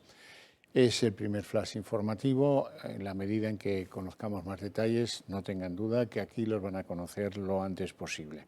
Vamos a lo de Radio Televisión Española. Bueno, es una forma más de degradar las instituciones, que es controlarlo todo. Este más tuerzo dictador al final es lo que quiere. Recibir las subvenciones, controlar el poder, controlar el dinero, controlar la información al final. Lo de la serie lo considero grotesco. O sea, es una vanidad que alcanza casi lo caricaturesco. Sí, ¿no? Sobre todo, me cuentan una cosa. La autopromoción. Me deja contarla brevemente. Está muy enfadado Pedro, el cesarino, porque en una escena aparece caminando por los jardines de la Moncloa con un tipo que supuestamente es Félix Bolaños. Y el actor que desempeña esto de Félix Bolaños es más alto que él. Y más guapo. Esto le ha cabreado horrores. Y lo segundo, hombre, por favor, que sale el tío leyendo Le Monde por la mañana en el desayuno. Y hay 2 circunstancias que no se les pueden escapar. Una, el presidente no habla francés. Y Le Monde es que no tiene más versiones. No tiene una en catalán, en francés. Segundo, es que a la hora del desayuno, el ilustrado que está leyendo Le Monde está leyendo el periódico del día anterior. Claro. Porque Le Monde es un vespertino. Y a la hora a la que desayuna el presidente, salvo que ahora descubramos que se levanta a las 6 de la tarde, aquí no ha llegado ni a Moncloa ni a ningún lugar un ejemplar de Le Monde. Bueno, lo de Televisión Española es más de lo que ya sabemos, es el control de la sociedad. Están controlando la sociedad, pero radicalmente. El Instituto de Estadística, el CNI, comentabas antes, los jueces van a caer, no sabemos en qué semana, pero van a caer. Por asedio. Sin ninguna duda, todo está controlado. Esta es una sociedad controlada. Yo no comprendo cómo no hay una acción más dura de quienes pueden hacerlo, que son la oposición, ¿no? Desde luego, yo estoy convencido de que todo esto en un tribunal no prospera, pero claro, el tribunal, ¿qué más le da a Sánchez que prospere o no? Si va a ser dentro de 2 años, ¿no? Después, y lo necesita para este año. Tiene que estar 10 meses martillando el cerebro de los españoles.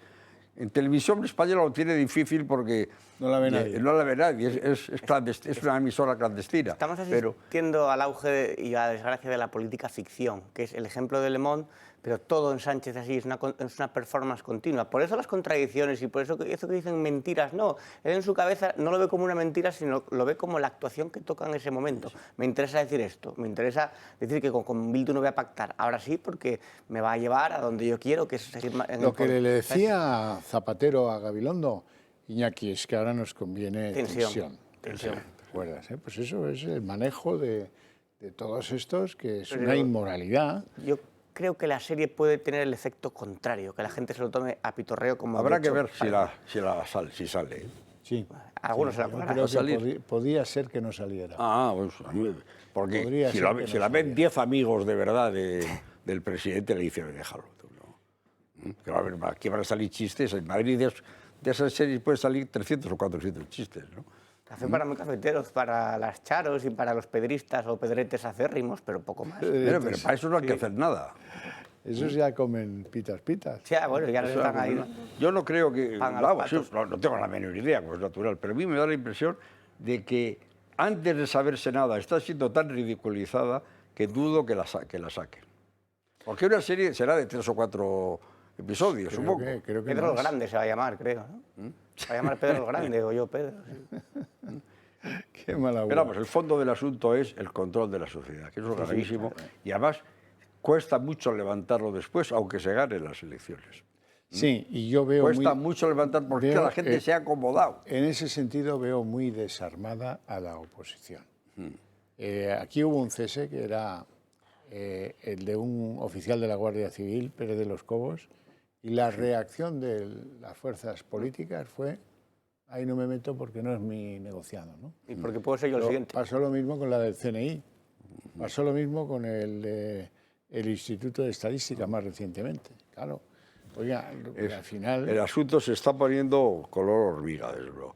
Pero no porque el presidente tenga un objetivo de llevar a España no sé dónde, no, es porque quiere seguir el presidente. Sí, claro. Si esto se lo puede ir a dar Vox, se va con Vox. Se lo comentaba antes a ustedes, el mal avanza cuando el bien descansa. Eso es así. Muchas gracias por vuestra presencia, vuestras opiniones, ustedes por su paciencia, por habernos elegido desde sus hogares para estar informados, y a continuación el día en 30 minutos.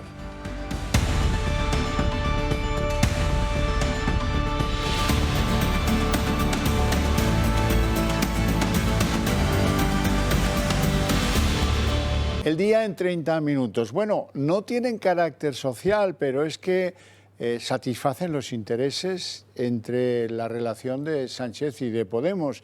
Son 3 leyes que avanzan y mucho en el día de hoy.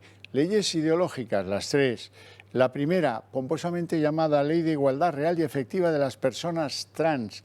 Ahí había una guerra en la que Sánchez ha traicionado a las feministas de su propio partido, encabezadas por Carmen Calvo, porque resulta que ellas aseguran que esta ley atenta contra los derechos de las leyes feministas.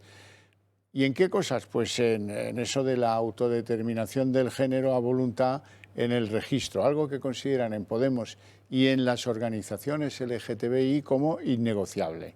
Segundo frente, la ley de salud sexual y reproductiva e interrupción voluntaria del embarazo.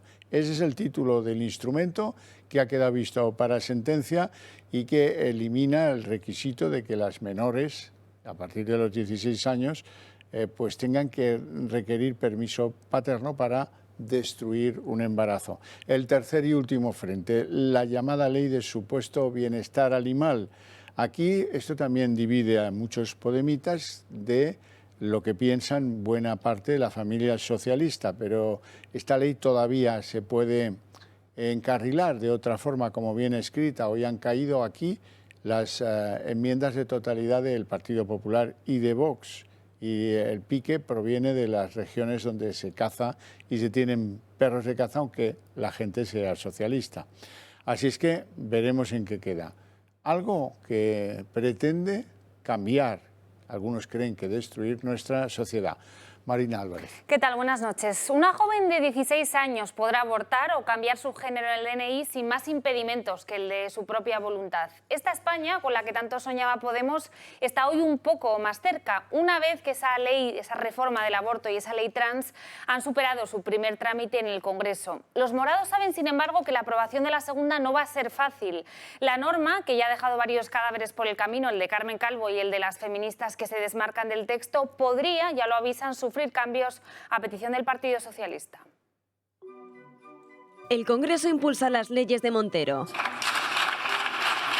La ley trans y la reforma de la ley del aborto seguirán su tramitación parlamentaria. Podemos se impone. PP y Vox han presentado 2 enmiendas a la totalidad sabiendo ustedes que las van a perder. Necesitan poner toda la carne en el asador para intentar frenar el avance de esos derechos feministas. Partido Popular y Vox se quedan solos en su rechazo. Esta ley pretende fomentar la transexualidad bajo el pretexto de evitar la discriminación. ¿Fomentarla para qué? Y se abre paso ahora a una compleja negociación entre Podemos y sus socios del Ejecutivo, en concreto con la ley trans, que enfrenta tanto al colectivo LGTBI como a las mujeres socialistas que llevan por delante la bandera del feminismo, como la exvicepresidenta Carmen Calvo. La ley trans, conocida como Proyecto de Ley para la Igualdad Real y Efectiva de las Personas Trans y para la Garantía de los Derechos de las Personas LGTBI, tiene su punto más polémico en la libre autodeterminación de género, es decir, que cualquiera pueda cambiar en su DNI de nombre y de sexo sin necesidad de informes médicos, e incluso que los niños desde los 12 años puedan tener acceso a este derecho, también que puedan someterse a tratamientos hormonales o cirugías gratuitas para cambiar de sexo. Pero el Congreso también ha dado luz verde a la aceleración de los trámites que conviertan en una realidad y antes de que termine el año la interrupción voluntaria del embarazo, una normativa que permitirá que las niñas desde los 16 años puedan abortar de manera libre sin consentimiento de sus padres o tutores legales y además hacerlo en hospitales públicos. Y con este punto se eliminarán también los 3 días de reflexión hasta ahora obligatorios. La píldora del día después se dispensará de manera gratuita en los centros de salud y habrá una baja laboral por regla incapacitante. En definitiva, el Congreso ha acelerado la vía para legalizar las leyes estrella de un ministerio que se hace con casi 560 millones de euros de los presupuestos.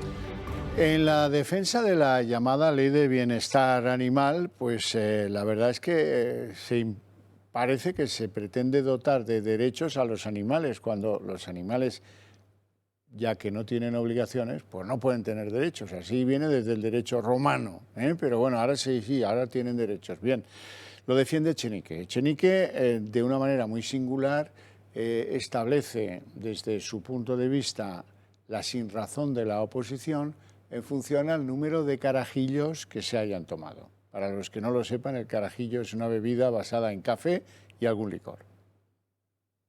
Cuando uno lee cosas como que los hombres, los humanos, tienen condición de administradores de la tierra, o lee cosas como que los animales se encuentran bajo nuestro dominio, uno entiende que el modelo de legislación de protección animal de Vox es el Antiguo Testamento. Señores del PP, ustedes son lo mismo, pero con 3 carajillos menos.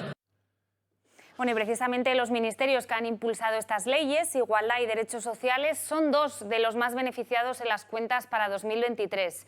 La cartera de Irene Montero contará con 564 millones, un 9,3% más que en 2022, y la de Yone Belarra alcanzará los 5.400 millones, un 17,2% más que su actual dotación. La Casa Real, por contra, será la única institución sin subidas en esa partida presupuestaria. Zarzuela recibirá por tercer año consecutivo 8,43 millones de euros que irán destinados a sus gastos. Una congelación salarial que podría interpretarse, eso sí, como un recorte, ya que el rey debe ahora ajustar el sueldo de sus trabajadores y subirlo un 3,5% como el resto de los funcionarios públicos. En lo que nos queda hasta las próximas elecciones, en mayo, vamos a presenciar nuevas exhumaciones. Sí, es un elemento cohesionador del gobierno y algún especialista electoral debe haber descubierto que esto proporciona votos. Es difícil reconocerse en esa doctrina porque los nombres de los que se establece ahora el criterio del gobierno de la exhumación son José Antonio Primo de Rivera y Queipo de Llano. Y desde luego, si le preguntan a los jóvenes, ya les digo yo que no van a saber de quiénes les hablan. Que no pueda haber ningún lugar preeminente para personas que hayan protagonizado la dictadura, el golpe de Estado. Es decir, Queipo de Llano tiene que salir ya de la Macarena. Bueno, claro, a partir de ahora la ley establece que no tengan ningún lugar preeminente y, por tanto, una vez que la ley entre en vigor, se iniciarán las actuaciones. No solo es el caso de Queipo de Llano, José Antonio Primo de Rivera, que también está en el altar mayor del Valle de Cuelgamuros, porque se resignifica el valle y ya no lo llamaremos el Valle de los Caídos, será el Valle de Cuelgamuros.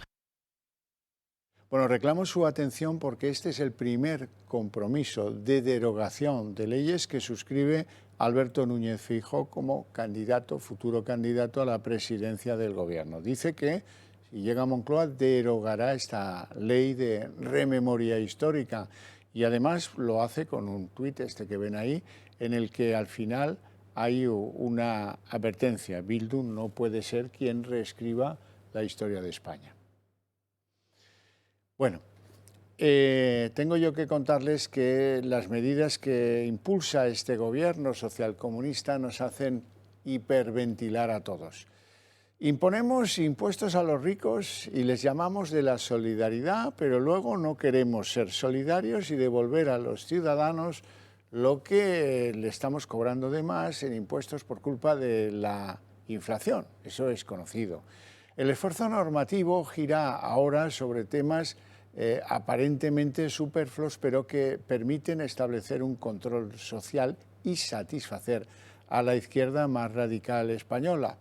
Más memoria histórica, más exhumaciones y la traca del día de hoy son 3 chispazos, chisporrotazos de quien no se conforma con destruir la división de poderes o con socavar los principios de la nación, sino que lo que en realidad pretende es destruir la sociedad española. Con la ley trans, pues dudo que alguien vaya a ser más feliz con la ley trans. Reconoce el derecho de un menor a cambiar a voluntad de sexo. Y como dice Carmen Calvo, menuda cita, citar aquí a Calvo, estoy muy mal. Esta ley, dice, destroza lo legislado sobre el feminismo en España. Luego queda la ley del aborto. Bueno, esta es la 8ª maravilla. Resulta que una menor de 16 años puede abortar, pero no puede en este país comprar alcohol, no puede conducir, no puede votar. Sin embargo, este gobierno le hace un guiño y le dice, nosotros te damos la total libertad para abortar, lo cual va a convertir el aborto en un método anticonceptivo. Eso se entiende que es un regalo político, una especie de bono cultural para atraer un guiño, para atraer nuevos votos al programa de la izquierda progresista. El tercer disparate normativo es la nueva protección a los animales. El breve resumen de esto es que hay que hacer un curso para tener un gato. Además, está prohibido a partir de ahora vender animales. Bueno, y vamos con más noticias. El Partido Popular recula y no propondrá una actualización progresiva de las pensiones, de manera que las más altas suban menos que las bajas. La medida, que implicaría que los pensionistas con mayores ingresos percibieran solo un incremento de entre un 4,5 y un 7%, ha sido hoy desmentida por Génova, aunque son varios los dirigentes de la formación que la apoyan. El partido prefiere ahora hablar de revisar la sostenibilidad del sistema de pensiones. Escuchamos a Cuca Gamarra. Esto no es algo nuevo, es algo que venimos planteando desde que Pedro Sánchez llegó a la Moncloa y empezó a actuar sobre el sistema de las pensiones, y es que es muy importante la sostenibilidad del sistema. Es algo que hemos debatido y que hemos planteado en el Pacto de Toledo, aquí en sede parlamentaria, y seguiremos trabajando en esa línea. Moncloa ha decidido poner freno a la campaña del presidente de cercanía con los ciudadanos. Se acordarán aquello que llamábamos un poco burlonamente los 50 sombras de Pedro. Bueno, pues eso ya no va a continuar, aquello que seleccionaban en el gabinete de presidencia militantes y cargos del PSOE para que parecieran gentes que iban a conocer al presidente de las gentes. No, ahora no.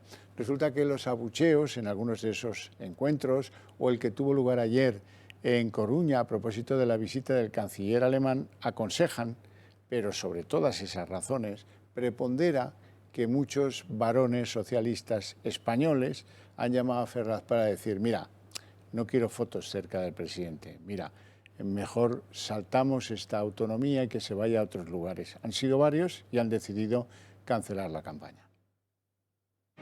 No le gustan los silbidos ni los abucheos. ¡Gobierno división! ¡Gobierno división! Y es por eso que la Moncloa, también Ferraz, ha decidido frenar la política de proximidad de Sánchez con los ciudadanos. Según reconocen, porque el presidente polariza y la opinión de la gente de la calle perjudica su imagen. También crecen los varones como Chimo Puig o Javier Lambán, que prefieren mantener cierta distancia con el presidente. Incluso el manchego García Paje le ha pedido que se mantenga al margen de cara a las próximas elecciones. ¿Le va a pedir que venga o que no venga? No, es que puede interesar de todo, pero los partidos representan un código y un factor constante, pero luego las personas significan cada vez más, y me parece maduro democráticamente. ¿De verdad usted cree que la gente sabía lo que era Podemos? Se enteraron primero quién era Pablo Iglesias y luego se enteraron de lo de Podemos. Fue en septiembre cuando el equipo de comunicación de Sánchez puso en marcha la que denominaron como campaña de El Gobierno de la Gente, es decir, encuentros en los que el presidente socialista, en calidad de secretario general del PSOE, iba a hacer con la ciudadanía con el único objetivo de llevarle por toda España y vender los logros del Ejecutivo. El equipo de Sánchez dio un total de 30 actos con los que pretendía auparle, del mismo modo que hicieron en 2017, cuando tras ser rechazado por los socialistas, elaboraron una campaña por todo lo alto para que recuperara su presencia y su imagen. Uno de los primeros actos resultó ser un fracaso. Un total de 50 personas fueron invitadas al primer acto y las críticas no se hicieron esperar, debido a que la casualidad llevó a que muchos no eran ni anónimos ni independientes. Ahora mismo en el entorno de Sánchez se encuentran inmersos en la grabación de su docuserie y siguen apostando por sus viajes al extranjero para potenciar su imagen. Y a pesar de lo que muestran las encuestas, en el gobierno insisten en que el efecto Feijóo no funciona y el PSOE y Sánchez son cada vez más fuertes. Pedro Sánchez y sus ministros se van a subir el sueldo un 4%, más que funcionarios y más que diputados. Eso es lo que se ha podido conocer hoy. Lo que viene relatado en la nueva ley de presupuestos generales del Estado. Sánchez pasará a cobrar 90.000 euros al año. Y hay que contarles lo que ha ocurrido hoy en la Asamblea de Madrid, que no ha sido poca cosa, una bronca monumental.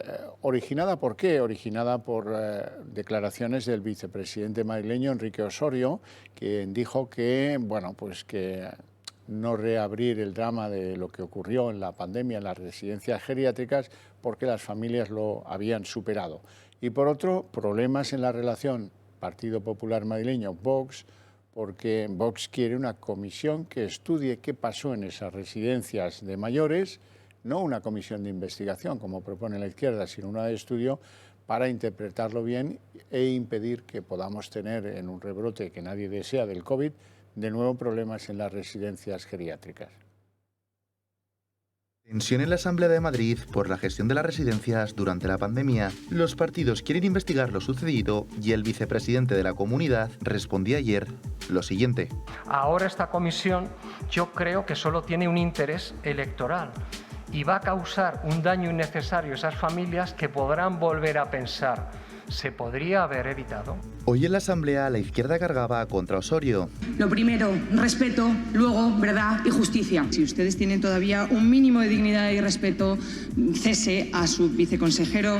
Y cuando el vicepresidente contestaba, todo el PSOE ha decidido abandonar la Asamblea como gesto de protesta. Desde el PP parecen tener claro que Osorio no dimitirá y Ayuso carga contra Vox por reactivar la comisión.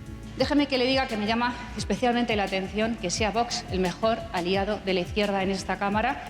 Vox presentó el pasado 11 de noviembre la propuesta de investigación con el fin de abordar las necesidades sociosanitarias en las residencias de mayores de la Comunidad de Madrid. Tenemos que proteger también a los más vulnerables, a nuestros mayores.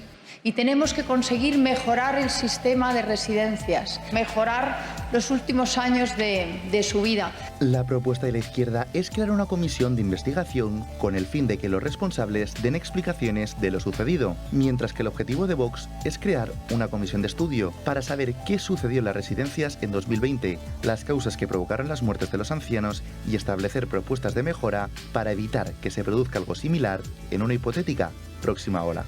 Porque para Vox, si hay que buscar explicaciones, las tiene que dar quien se encargaba de la gestión de las residencias en aquel momento.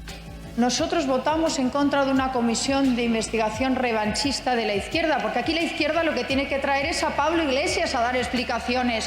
Todos los partidos están de acuerdo en que la gestión de las residencias podría mejorar, pero no se ponen de acuerdo en la manera de hacerlo. También en Madrid, Javier Ortega Smith será oficialmente el candidato de Vox a la alcaldía de la capital. El hasta ahora número 2 de la formación dejará, por tanto, la Secretaría General y será relevado por el líder de Vox en Cataluña, Ignacio Garriga. Ortega, que llevaba 7 años al frente de la Secretaría General, compartirá ahora vicepresidencia con Jorge Buxadé y con Reyes Romero. Bueno, y tenemos que hablarles de lo sucedido en Alcorcón, una localidad muy próxima a Madrid, donde 3 miembros de una misma familia se han visto envueltos en una explosión de butano en un local comercial. Como consecuencia de ello, 2 están heridos y el tercero, un menor, ha fallecido. Bueno, y hoy ha declarado el maquinista en sede judicial de Albia en el trágico accidente en el que murieron 80 personas. El operario no ha podido con la presión y ha roto a llorar, reiterando su perdón a las víctimas por lo sucedido. La declaración del otro acusado, el responsable de la seguridad de Adif, se pospone al próximo día 13.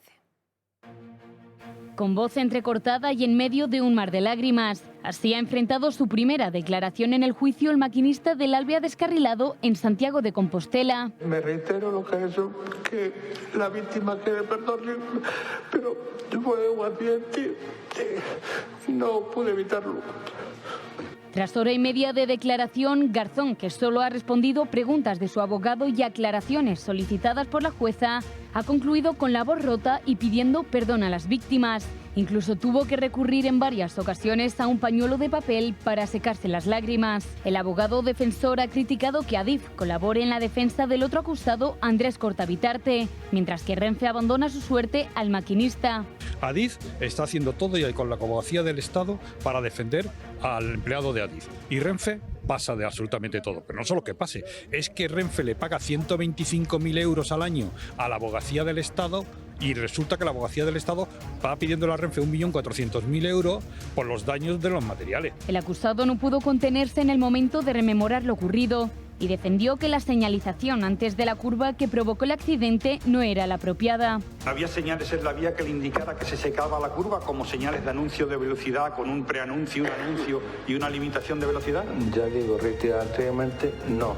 Garzón también detalló el momento de su detención. Resultó herido tras quedar atrapado en la cabina y solo 3 días después del accidente y sin recuperarse de los daños fue detenido en el calabozo con 2 costillas rotas. Es criminal que me saquen del hospital con 3 costillas rotas. La declaración del otro acusado, Andrés Corta-Bitarte, se ha pospuesto a la próxima semana después de que el padre de una víctima golpeara ayer al exalto cargo de Adif, algo que no ha sentado nada bien al abogado del maquinista, que le acusa de ganar tiempo para prepararse una nueva declaración. El juicio, que tiene previsto alargarse durante más de 9 meses, depurará responsabilidades del accidente que dejó 80 víctimas y 145 heridos. Carlos Lesmes aplaza su dimisión y convoca un pleno extraordinario del CGPJ para el próximo día 13. El objetivo de esta reunión será valorar posibles candidaturas al Constitucional después de que ayer fracasase un nuevo intento por alcanzar un pacto. Los magistrados leen en esta convocatoria un aplazamiento de la dimisión de Lesmes, que se había dado de plaza esta semana para comunicar ese cese. El pleno tendrá lugar el próximo jueves, un día después de la fiesta de la Hispanidad, a cuyos actos se espera que asista el presidente del Tribunal Supremo. Bueno, y actualizamos ahora la situación en Ucrania. Las tropas de Zelensky siguen cosechando avances. Kiev asegura haber recuperado 400 kilómetros cuadrados en la región de Jersón, motivo por el que Rusia podría estar enviando ya reclutas a esta zona. Estos éxitos se suman también a los cosechados en el norte. Ya saben que el ejército ucraniano ha liberado 8.000 kilómetros cuadrados en Kharkov y estaría ya penetrando en esta región, en la de Lugansk. El foco informativo, no obstante, está hoy en Zaporilla. Allí varias explosiones han sacudido la parte no ocupada de la ciudad, donde 3 personas han muerto, múltiples han resultado heridas en ataques a edificios residenciales. Han sido varios los bombardeos que se han escuchado a lo largo de la mañana en esta ciudad. Masacre en una guardería en Tailandia, donde un ex policía ha decidido disparar indiscriminadamente sobre profesores, sobre pequeños alumnos y sobre los padres de estos. En total, 38 muertos.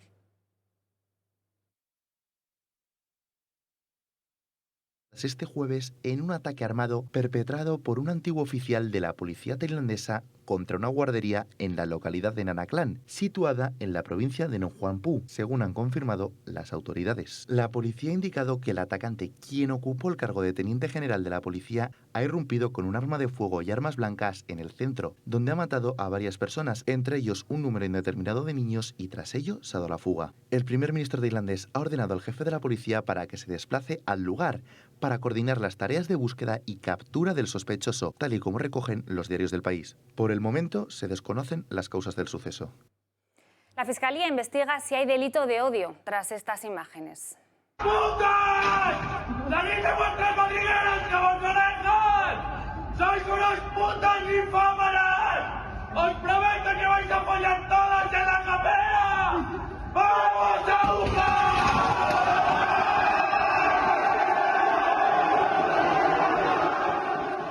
Estudiantes de un colegio mayor de Madrid proferían insultos como estos que han escuchado a sus compañeras del colegio de al lado.